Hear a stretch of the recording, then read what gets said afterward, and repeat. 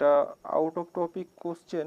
রামায়ণের প্রিয় চরিত্রে আমাকে মেঘনাদের চরিত্রটা ভালো লাগে। আমি যদি কোনো কোনো মানে নাটক হয় বা কোনো সিনেমা তৈরি হয়, সেখানে আমি মেঘনাদের চরিত্রে অভিনয় করতে পছন্দ বোধ করব। মেঘনাদের পরে আমার দ্বিতীয় চরিত্র যেটা ভালো লাগে, লক্ষণের চরিত্র।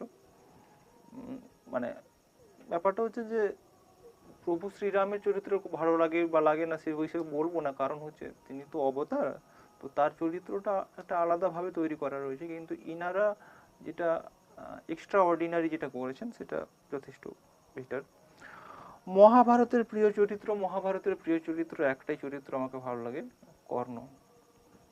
আর আমার চরিত্রের মানে আমার লাইফের সঙ্গে কর্ণের চরিত্রে বহু মিল আছে। আমি বহু বহু জায়গায় হেরেছি, কিন্তু বাহবা পেয়েছি। মানে ময়দান থেকে হেরে বেরিয়ে আসছি, কিন্তু সবাই আমারই তারিফ করছে চ্যাম্পিয়নের থেকেও। সেরকম হয়েছে আমার লাইফে অনেকবার। তো কর্ণের চরিত্র আমাকে ভালো লাগে এবং আমার নিজের জীবনটাও কর্ণের মতো কিছুটা।